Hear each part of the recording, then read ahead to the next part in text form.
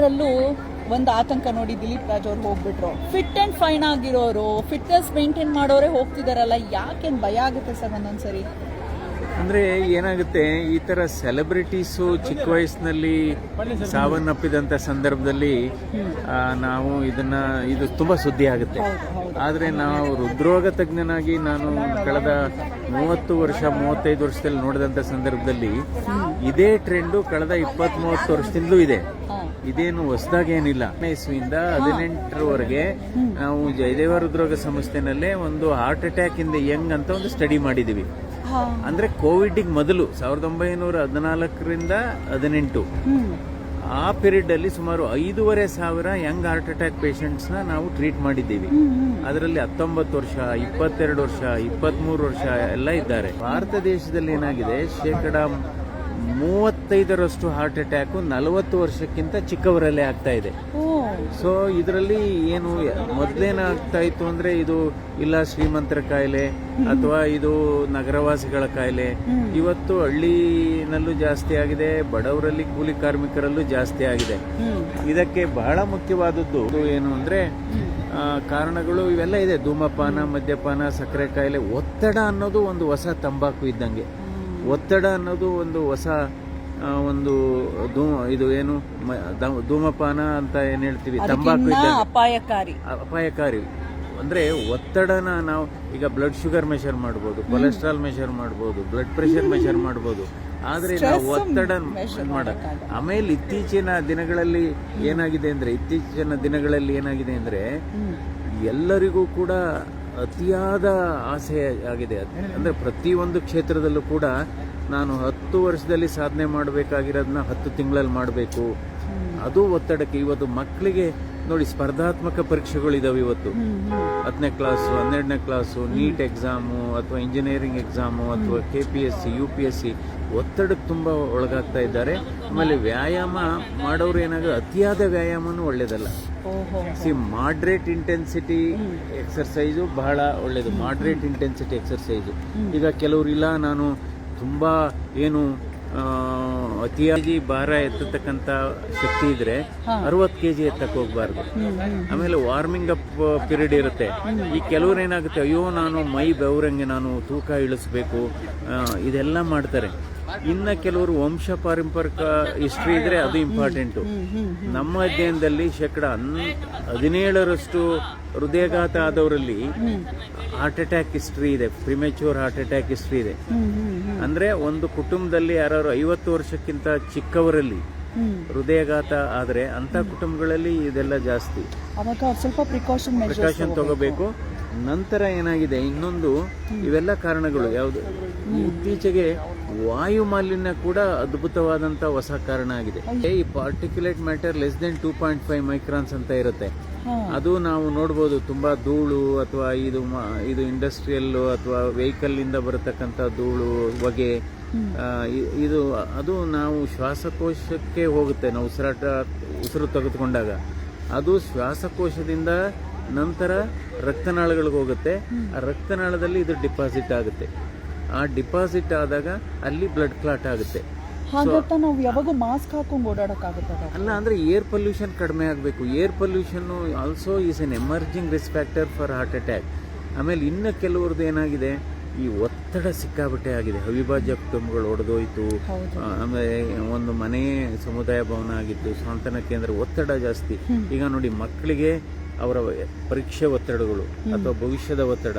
ಆಮೇಲೆ ಹೆಂಗಸರಲ್ಲೂ ಕೂಡ ಇತ್ತೀಚೆಗೆ ಸಮಸ್ಯೆ ಆಗ್ತಾ ಇದೆ. ಯಾಕೆಂದ್ರೆ ಮಕ್ಕಳ ವಿದ್ಯಾಭ್ಯಾಸ ತಾಯಂದಿರ ಪರೀಕ್ಷೆ ಆಗಿದೆ ಇವತ್ತು. ಸೊ ಇದೆಲ್ಲ ಕಾರಣ. ಅಂದ್ರೆ ಇವತ್ತು ನೀವು ಇದೇನಾಗ್ತಾ ಇದೆ ಅಂದ್ರೆ, ಈ ಸೆಲೆಬ್ರಿಟೀಸು ಚಿಕ್ಕ ವಯಸ್ಸಿನಲ್ಲಿ ಸತ್ತಾಗ ಇದು ದೇಶಾದ್ಯಂತ ಸುದ್ದಿ ಆಗ್ತಾ ಇದೆ. ಬಟ್ ಇದು ನಮಗೆ ಹಳೆ ಸುದ್ದಿ, ಇದು ಹೊಸ ಸುದ್ದಿ ಅಲ್ಲ ಇದು. ಅದಕ್ಕೋಸ್ಕರ 30 ವರ್ಷ ದಾಟಿದ ಗಂಡಸರು, 40 ವರ್ಷ ದಾಟಿದ ಹೆಂಗಸರುಗಳು ಈ ಕಾಯಿಲೆ ಹಿನ್ನೆಲೆಯಲ್ಲಿ ಒಂದು ವಾರ್ಷಿಕವಾಗಿ ಚೆಕಪ್ ಆಗಬೇಕು. ಏನು ECG, ಎಕೋ, ಟ್ರೆಡ್ಮಿಲ್ ಟೆಸ್ಟ್ ಅಂತ ಮಾಡ್ತೀವಿ ನಾವು ಮಾಮೂಲಿ, ಗೊತ್ತಾಯ್ತಾ? ಸೊ ನಮ್ಗೇನಾಗಿದೆ ಇತ್ತೀಚೆಗೆ ಇಷ್ಟರಲ್ಲೇ ಗೊತ್ತಾಗ್ತಾ ಇಲ್ಲ. ಅದಕ್ಕೆ CT ಸ್ಕ್ಯಾನಲ್ಲಿ ಒಂದು ರಕ್ತನಾಳದಲ್ಲಿ ಕ್ಯಾಲ್ಸಿಯಂ ಡಿಪಾಸಿಟ್ ಆಗಿದೆ ಕಂಡಿಟ್ಕೋಬಹುದು ಮೊದಲೇನೆ. ಇನ್ನು ಕೆಲವ್ರು ವಾರ್ನಿಂಗ್ ಸಿಗುತ್ತೆ. ಈಗ ದಿಲೀಪ್ ರಾಜ್ಗೆ ನನಗೆ ಗೊತ್ತಿರೋ ಪ್ರಕಾರ ಅವ್ರಿಗೆ ಹಿಂದಿನ ದಿನ ಎದೆ ಉರಿ ಇತ್ತಂತೆ, ಹಿಂದಿನ ದಿನ ಏನೋ ಎದೆನಲ್ಲಿ ಡಿಸ್ಕಂಫರ್ಟ್ ಇತ್ತಂತೆ. 20-25% ಹಾರ್ಟ್ ಅಟ್ಯಾಕು ಗ್ಯಾಸ್ಟ್ರೈಟಿಸ್ ರೂಪದಲ್ಲಿ ಕಾಣಿಸ್ಕೊಳ್ಳುತ್ತೆ. ಕೆಲವ್ರು ಏನಾಗುತ್ತೆ, ಖಾರ ತಿಂದ್ಬಿಟ್ಟಿದ್ದೀನಿ ಅಥವಾ ಡ್ರಿಂಕ್ಸ್ ಮಾಡಿಬಿಟ್ಟಿದ್ದೀನಿ ಅಂದ್ಬಿಟ್ಟು ಅದನ್ನ ಇಗ್ನೋರ್ ಮಾಡ್ತಾರೆ. ಅದಕ್ಕೋಸ್ಕರ ಅಂತಹ ಸಂದರ್ಭದಲ್ಲಿ ಎದೆ ನೋವೇ ಬರ್ಬೇಕಂತಿಲ್ಲ, ಎದೆ ಉರಿ ತರ ಬರ್ಬೋದು. ಇನ್ ಕೆಲವರಿಗೆ ಹಾರ್ಟ್ ಅಟ್ಯಾಕ್ ಆದಾಗ ಗಂಟ್ಲು ನೋವು ಬರ್ಬೋದು ಅಥವಾ ದೌಡೆಯಲ್ಲಿ ನೋವು ಬರ್ಬೋದು. ಇನ್ ಕೆಲವರಿಗೆ ಅಪ್ಪರ್ ಬ್ಯಾಕ್ ಅಲ್ಲಿ ಬರುತ್ತಲ್ಲ ಅದರಲ್ಲಿ ಬರ್ಬೋದು. ಸೊ ಅದಕ್ಕೋಸ್ಕರ ಅಂಥ ಟೈಮಲ್ಲಿ ನಾವು ಈಗ ನೆಗ್ಲೆಕ್ಟ್ ಮಾಡ್ತೀವಿ. ಅದಕ್ಕೋಸ್ಕರ ನಾವು ಇದನ್ನೆಲ್ಲ ನಿಯಂತ್ರಣದಲ್ಲಿ ಇಟ್ಕೋಬೇಕು. Blood pressure, blood sugar, cholesterol, ಆಮೇಲೆ ಅಫ್ಕೋರ್ಸ್ ವ್ಯಾಯಾಮ ಅತಿಯಾದ ವ್ಯಾಯಾಮ ಇಸ್ ನಾಟ್ ಗುಡ್.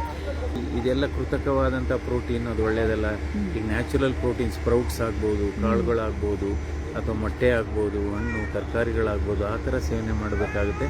ಬಟ್ ಒಂದು ಥಿಂಗು, ಇವತ್ತು ಏನಾಗಿದೆ, ನಾನು ಬೇಗ ಕ್ಯಾರಿಯರ್ ಬಿಲ್ಡ್ ಮಾಡಬೇಕು ಅನ್ನೋ ಅತಿಯಾದ ಆಸೆ ಬಂದಿದೆ. ಯಾವುದೇ ಕ್ಷೇತ್ರ ಆಗ್ಬೋದು, ಅದು ವೃತ್ತಿಪರ ಕ್ಷೇತ್ರ ಆಗ್ಬೋದು, ವೃತ್ತಿ ಬೇರೆ ಥರ. ಈಗ ನೋಡಿ ಆಮೇಲೆ ಏನಾಗಿದೆ, ಸಂತೋಷ ಇಲ್ಲ, ನೆಮ್ಮದಿ ಇಲ್ಲ, ಸ್ಲೀಪ್ ಇಲ್ಲ, ಓವರ್ ವರ್ಕ್ ಮಾಡೋದು, ಹಣದಿಂದ ಚೇಸ್ ಮಾಡ್ಕೊಂಡು ಹೋಗ್ತೀವಿ. ಬಟ್ ಪ್ರಾಬ್ಲಮ್ ಏನಾಗಿದೆ, ಇವತ್ತು 20% ಹಾರ್ಟ್ ಅಟ್ಯಾಕ್ ಆಗುವವರಲ್ಲಿ ನಿಖರವಾದಂಥ ಕಾರಣ ಇಲ್ಲ. ಅಂದರೆ ಅವರಿಗೆ ಬ್ಲಡ್ ಪ್ರೆಷರ್ ಇಲ್ಲ, ಸಕ್ಕರೆ ಕಾಯಿಲೆ ಇಲ್ಲ, ಧೂಮಪಾನ ಇಲ್ಲ, ಮದ್ಯಪಾನ ಇಲ್ಲ. ಯಾಕಾಗ್ತಿದೆ ಅಂತ ಸಾಮಾನ್ಯವಾಗಿ ಕೇಳ್ತೀವಿ. ಬಟ್ ಈ ಪ್ರಶ್ನೆಗೆ ಉತ್ತರ ಒಂದು ಏರ್ ಪೊಲ್ಯೂಷನ್ನು, ಸ್ಟ್ರೆಸ್ಸು. ಅದಕ್ಕೋಸ್ಕರ ಇವತ್ತು ನಾವು ಈ ವಾತಾವರಣ ಕೆಟ್ಟೋಗಿದೆ, ತಿನ್ನ ಆಹಾರ ಕೂಡ ಕೆಟ್ಟೋಗಿದೆ, ಕಲುಷಿತವಾಗಿದೆ ಆಹಾರ. ಸೊ ಅವೆಲ್ಲ ಪ್ರಶ್ನೆ ಕೇಳ್ತೀನಿ ನಿಮ್ಮನ್ನ. ತುಂಬಾ ಜನಕ್ಕೆ ಇದು ಮನಸ್ಸಲ್ಲಿ ಒಂದು ಪ್ರಶ್ನೆಯಾಗಿ ಉಳಿದಿದೆ. ಕೋವಿಡ್ ವ್ಯಾಕ್ಸಿನ್ ಹಾಕ್ಸ್ಕೊಂಡ ನಂತರ ರೇಟ್ ಜಾಸ್ತಿ ಆಗಿದೆ ಹಾರ್ಟ್ ಅಟ್ಯಾಕ್ದು ಅನ್ನೋದು ಎಲ್ಲರ ಮನಸ್ಸಲ್ಲಿ ಬಂದ್ಬಿಟ್ಟಿದೆ. ವ್ಯಾಕ್ಸಿನ್ ಇಂದ ಹೀಗಾಗ್ತಿರ್ಬೋದು ಅಂತ. ಇಲ್ಲ, ನಾನು ಅದಕ್ಕೇನೆ ವ್ಯಾಕ್ಸಿನ್ ಕೋವಿಡ್ ಬರೋದಕ್ಕೆ ಮೊದಲೇ ಒಂದು ಸ್ಟಡಿ ಕೋಟ್ ಮಾಡಿದೆ. 2014 2018 ಕೋವಿಡ್ ವ್ಯಾಕ್ಸಿನ್ದು ಅದರ effect is only for about 6 months.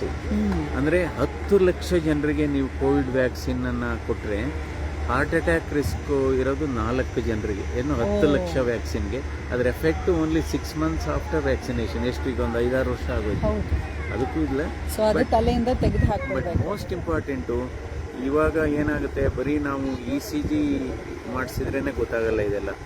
So ಕೆಲವ್ರಿಗೆ ರಿಸ್ಕ್ ಫ್ಯಾಕ್ಟರ್ ಇದ್ದರೆ, ಫ್ಯಾಮಿಲಿ ಹಿಸ್ಟ್ರಿ ಇದ್ದರೆ, ಸ್ಮೋಕಿಂಗು, ಡಯಾಬಿಟಿಸು, ಇವೆಲ್ಲ ಕಾಯಿಲೆ ಇದ್ದರೆ ಅಂಥವ್ರಿಗೆ ಏನು ಮಾಡಬೇಕು ಅಂದರೆ ನಾವು ಒಂದು CT ಕ್ಯಾಲ್ಸಿಯಂ ಸ್ಕೋರ್ ಅಂತ ಮಾಡ್ತೀವಿ. CT ಕ್ಯಾಲ್ಸಿಯಂ ಸ್ಕೋರ್ ಅಂದರೆ ಹೃದಯದ ರಕ್ತನಾಳದಲ್ಲಿ ಕ್ಯಾಲ್ಸಿಯಂ ಡಿಪಾಸಿಟ್ ಆಗ್ತಾ ಇದೆಯಾ ಅಂತ.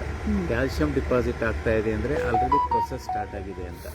ಅಂದರೆ ಕೆಲವರಿಗೆ ಹಾರ್ಟ್ ಅಟ್ಯಾಕ್ ಈ ಬ್ಲಾಕೇಜಸ್ 70%ಗಿಂತ ಜಾಸ್ತಿ ಇದ್ರೆ ನಡೆದಂಗೆ ನೋವು ಬರುತ್ತೆ, ಮೆಟ್ಲತ್ತಾಗ ನೋವು ಬರುತ್ತೆ, ಎದೆ ಉರಿ ಬರುತ್ತೆ ಮೆಟ್ಲತ್ತಾಗ, ಅಥವಾ ಮೆಟ್ಲತ್ತಾಗ ಸುಸ್ತಾಗುತ್ತೆ.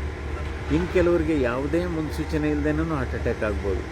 ಏನಕ್ಕಾಗುತ್ತೆ ಅಂದರೆ ಅವ್ರಿಗೆ 0 ಬ್ಲಾಕೇಜ್ ಇರುತ್ತೆ. ಆವಾಗ ಅದರಲ್ಲಿ ಕೊಲೆಸ್ಟ್ರಾಲ್ ಅಲ್ಸರ್ಸ್ ಇರುತ್ತೆ. ಕೊಲೆಸ್ಟ್ರಾಲ್ ಅಲ್ಸರ್ ಇದ್ದಾಗ ಅದು ಒಡೆದೋದಾಗ 0 ಬ್ಲಾಕೇಜ್ ಇದ್ದು 100% ಬ್ಲಾಕೇಜ್ ಆಗುತ್ತೆ. ಸೊ ಇವೆಲ್ಲ ಈ ಥರದ್ದು ಇದು. ಬಟ್ ಅದೇ ಮೋಸ್ಟ್ ಇಂಪಾರ್ಟೆಂಟು, ಯಾವುದೇ ಎದೆನಲ್ಲಿ ಉರಿ, ಅಸಿಡಿಟಿ ಅಂತ ಅಂದ್ರೂ ನೀವು ಹೋಗಿ ECG ಮಾಡಿಸ್ಬೇಕು. ಒಂದು ರಕ್ತ ಪರೀಕ್ಷೆ ಇದೆ, ಹಾರ್ಟ್ ಅಟ್ಯಾಕ್ ಆಗುತ್ತೆ ಇಲ್ವೇ ಅಂದ್ಬಿಟ್ಟು ಒಂದು ಟೆಸ್ಟ್ ಇದೆ. ಅದೊಂದು ಟ್ರೋಪೋನಿನ್ ಟೆಸ್ಟ್ ಮಾಡಿದ್ರೆ ಗೊತ್ತಾಗ್ಬಿಡುತ್ತೆ. ಮತ್ತೆ ಅದು ಆಸ್ಪ್ರಿನ್ ಟ್ಯಾಬ್ಲೆಟ್ ಇಟ್ಕೊಳ್ಳಿ ಅಂತ ಎಲ್ಲ ತಗೋಬಹುದು, ಅದರಿಂದ ಎಲ್ಲ ಟ್ರೀಟ್ಮೆಂಟ್. ಸಡನ್ ಆಗಿ ಒಂದು 2 ಮಾತ್ರೆ ಬಾಯಿಗೆ ಹಾಕೊಳ್ಳಿ ಎಲ್ಲ ಹೇಳ್ತಿದ್ದಾರೆ, ಹೇಳ್ಬೋದು. ಬಟ್ ಅಷ್ಟರಲ್ಲೇ ಒಂದೊಂದ್ಸರಿ ಏನಾಗುತ್ತೆ, ಸಮಯ ಕೊಡಲ್ಲ. ಹಾರ್ಟ್ ಅಟ್ಯಾಕ್ ಆದಾಗ ಎಲೆಕ್ಟ್ರಿಕಲ್ ಫೇಲ್ಯೂರ್ ಆಗಿ ವಿತಿನ್ 1 second 2 seconds ಆಗೋದು.